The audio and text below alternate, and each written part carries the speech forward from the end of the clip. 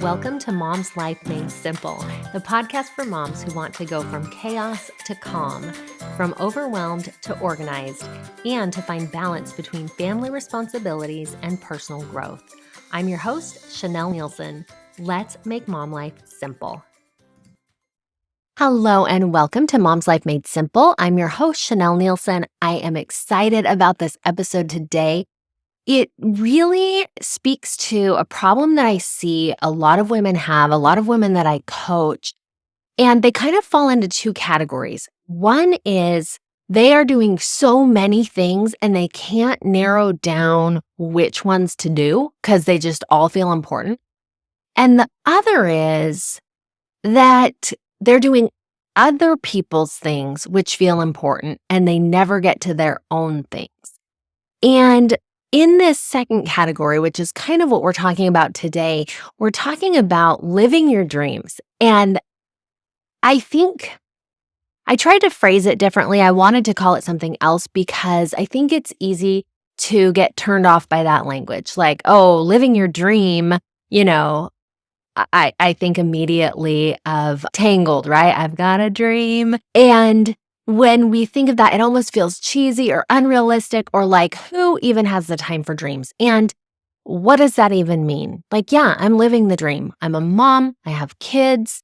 They're alive and well. I have, maybe a husband, a house, a dog, all the things, right?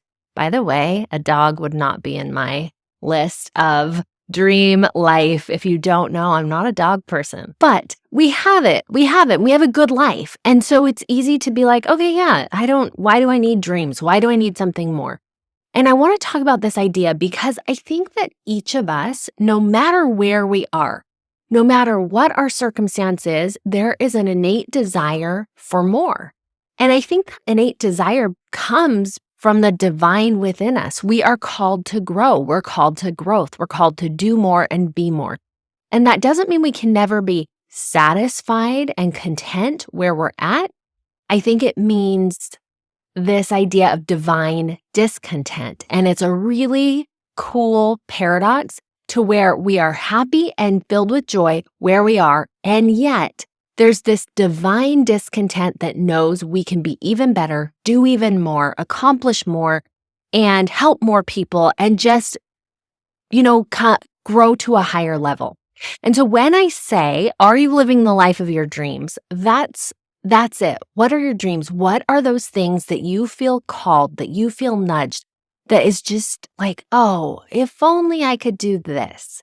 Now, an interesting thing, and this is what I was mentioning earlier about women I coach, sometimes when I coach women, they say they don't know if they have a dream. They don't know if they're living their dream because they don't even know if they have a dream. And when I ask, well, what do you want? They don't really know what they want. And maybe you can relate. And those are the people I really want to talk to today, the people that just don't really know what their dream is. And they feel so content that they don't really see next level. I want to kind of break it down. I think there are three things that keep us from dreaming, keep us from allowing ourselves to even hear what that dream is. So number one is we hold ourselves back. We don't let ourselves dream. We don't let ourselves go there in our mind. We don't let ourselves have a dream. Number two is fear. We get scared. It is too scary, and we choose to stay in the comfort zone. And number three is we tell ourselves that someone else is going to do that. Someone else can do that better. Someone else is uniquely qualified to do that thing that I think I maybe would want to do. I'm not that person. I'm going to let someone else do it. So let's break each of these down. So number one, let yourself dream. Now, our brains, as you know, really like patterns. Whatever habit our brain gets into, it likes to repeat it again and again. And this is very true of our thoughts. So maybe this might happen to you where you start to think of something. Maybe you see someone doing something and you start to think, oh, that would be cool. And then immediately your brain pops in and says, oh, you couldn't do that. You couldn't do it as well as them, or, oh, that must be nice for that person that they're able to do that, but you couldn't afford it. You couldn't do that. You couldn't succeed. You don't have the money, the body, the personality, whatever it is to do that thing. And this goes along with number 3 with comparison as well. But immediately our mind starts to come up with reasons why not, right? And so how do we get out of that? Like as soon as you start to think of something, your brain shuts you down. I think it's not going to take too long for you to just stop going there in your mind. One of the things that we can do is let our imagination just run wild. Just start to think of the most outrageous thing that you can think of. Like, would it be cool if this? And, as children, we naturally do this. We daydream, we imagine, we let our minds just believe impossible things. And I think that's why kids are able to, see themselves doing these amazing things because they have imagination. And when we get older and we try to be realistic, we shut down that imagination and we don't let our minds go there. And because of that, we aren't allowing ourselves to dream. So we tell ourselves, because it feels better, we don't want to say, oh, I'm not allowing myself to dream. So instead we say, there's nothing I really want, or I don't know what I want. And another thing that I wanted to talk about in this section, if you're this way and you kind of don't know what you want, you don't know what your dream is, I wanted to point out that often our dreams, they can start small as an idea. And I wanted to share an example with you. So the way I came to podcasting, I started podcasting in 2016. And I was working for a company that was based in China, and they were involved in a lot of different things. And they found out that I was a mom of 4. And they just thought that was the most amazing thing. And I must be such a good mom because I have 4 kids. And they asked me to do a podcast on parenting.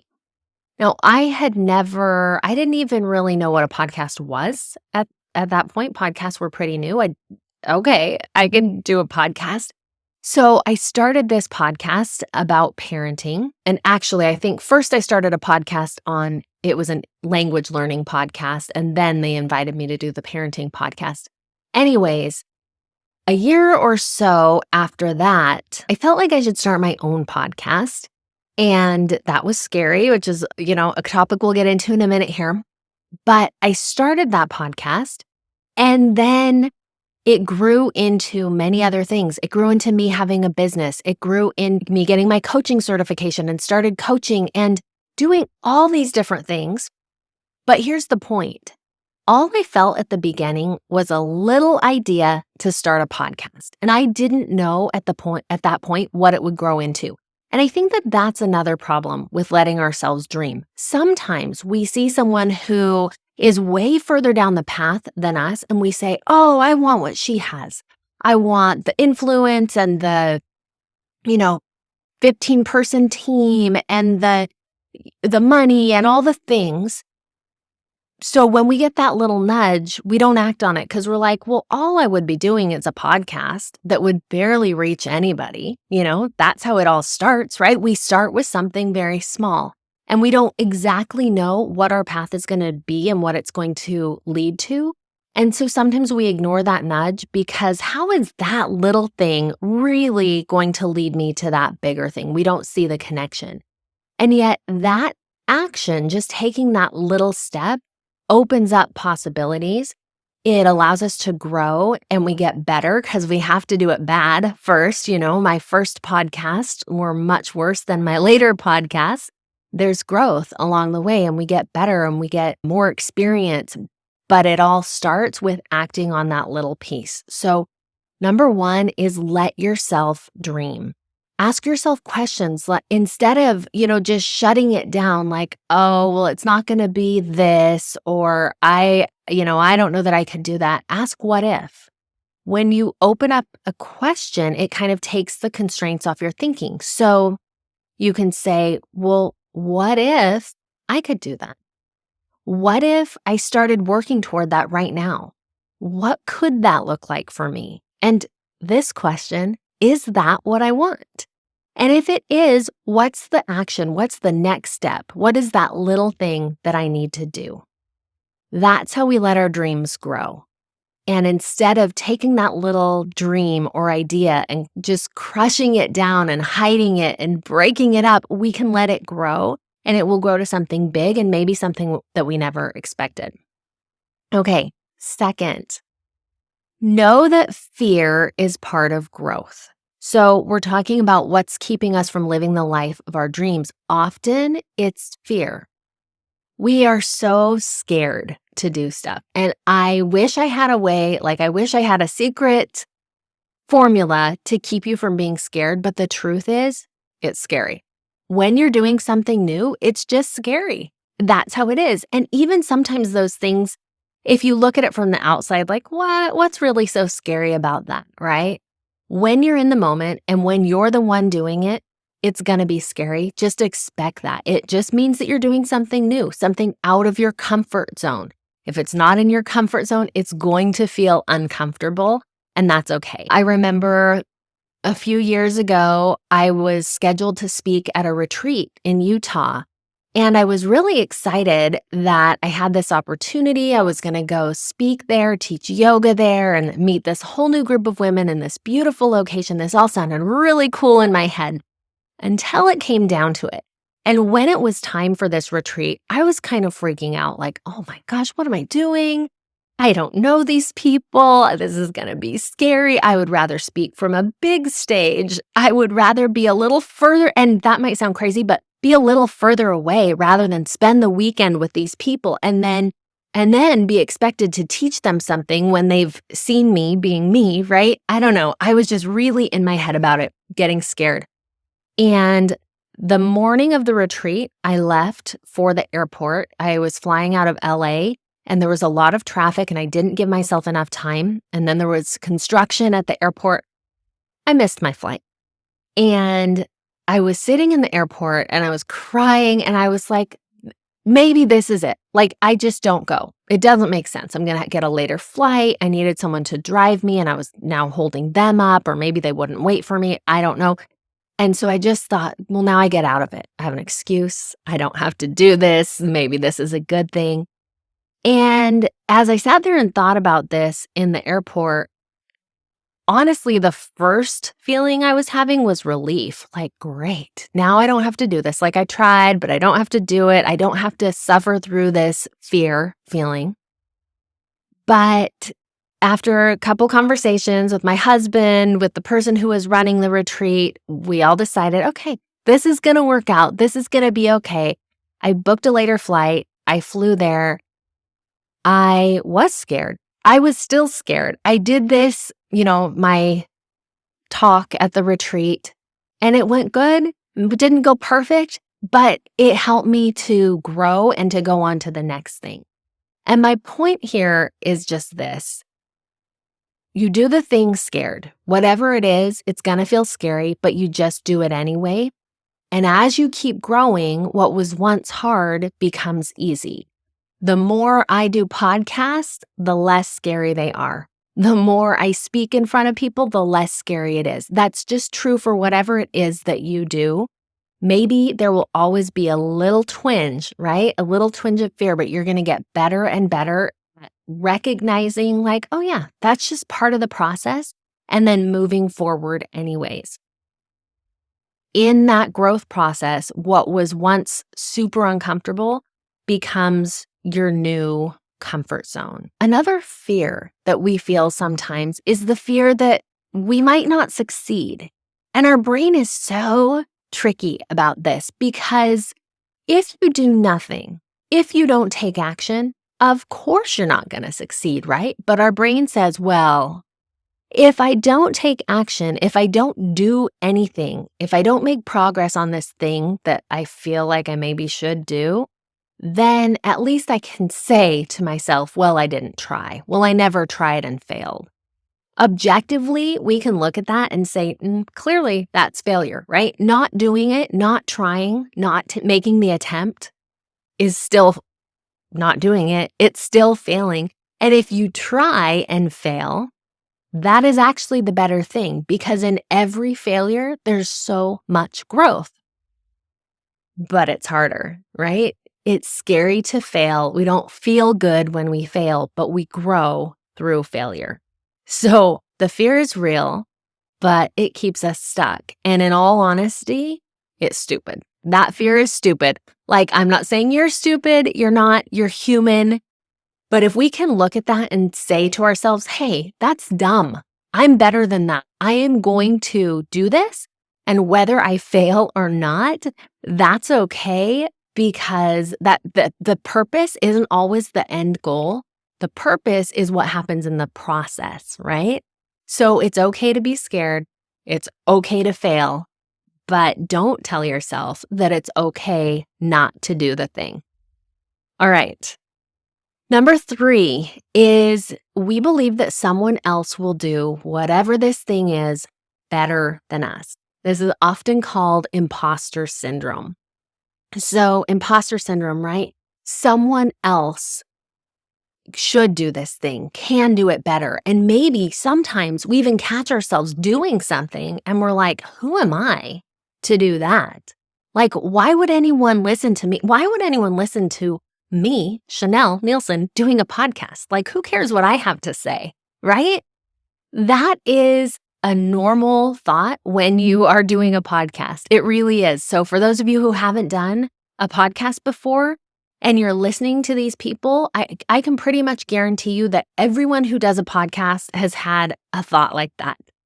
Or everyone who's written a book, everyone who is on social media. This is a real thing that comes up because it's our humanness. We see outside of ourselves people who are doing things, and from the outside, it looks so cool. I remember there's a scene in Harry Potter. I don't remember which part it's in, but Ron is saying to Harry, like, you don't know what it's like to be me. You've done all these cool things, and you've had this amazing life. And Harry's like, it's cool when you hear about it, but it doesn't feel as cool when you're doing it. You don't feel as brave or as strong or as amazing when you're the one doing it because this thing that I'm talking about right now, what it feels like to be you, and you're just doing the best that you can.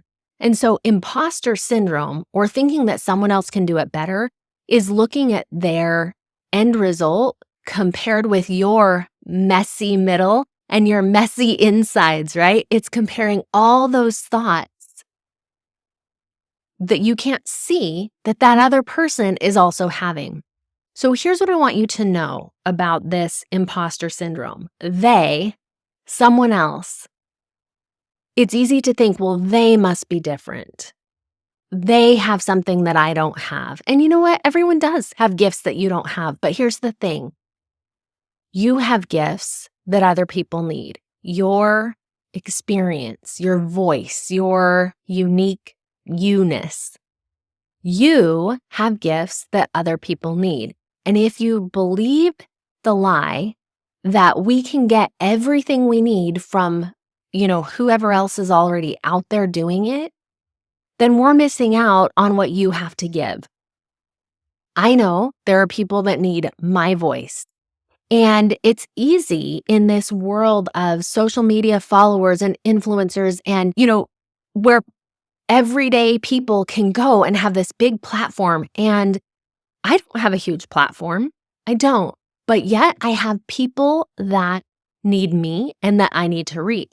And you have people that need you. Now, it might not look the same. It might not be creating a podcast like I've done or coaching.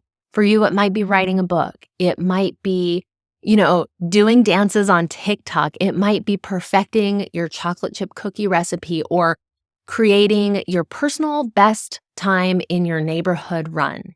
It might be writing letters to people in your neighborhood or being the best at creating a neighborhood community where people can go in case of an emergency and where people feel loved and safe and belong, a sense of belonging. I don't know what it is you feel called to do, but I do know there's something. And I know that if you let go of these things that we've talked about today, if you let go of shutting down the dream, if you let go of the fear, if you let go of believing that someone else can do it better, and you just do that little thing that you feel called to do, then you're going to start living your dream. It'll be a process. You won't get there tomorrow. It is going to be growth all along the way. It's going to feel messy. It's going to feel like you are maybe not even always on the right track, but as you keep checking in with God, keep checking in with your dream, keep feeling those feelings and that intuition, you can make progress on your dreams, and you can feel and live those dreams in a way that you haven't before. There is guidance, there's hope, there's help. There is all kinds of possibility for you, no matter what stage of life you're in, no matter what stage of life your kids are in. Just trust that you are going to be led to just where you need to be. So I hope this has been helpful. I hope that you start to lean into those dreams. I would love to help you. As always, you can reach out with questions, if you want to go a little bit deeper, I'm available for coaching and working with you on this to really feel into what your dreams are and how to make them a reality. Okay, you guys, thanks for being here. I have exciting updates coming for 2023. So make sure you are here next week, and I'm definitely going to want your feedback and input. If you're not already on my email list, you might want to go and hop over and get on that. You can do that through my website, chanelnielsen.com, and I will talk to you later. Bye. Thanks for listening to Mom's Life Made Simple. Need some help making your mom life simple? I offer group coaching programs using my 4-step method called the Mom's Method. This is a process of manifestation, organization, mobilization, and simplification that will give you the balance, progress, and joy you're looking for. Visit chanelnielsen.com or find me on Instagram or Facebook at Chanel Nielsen Coaching. I love to hear from you. Reach out with your questions, your feedback, and let me know how I can help make your mom life simple.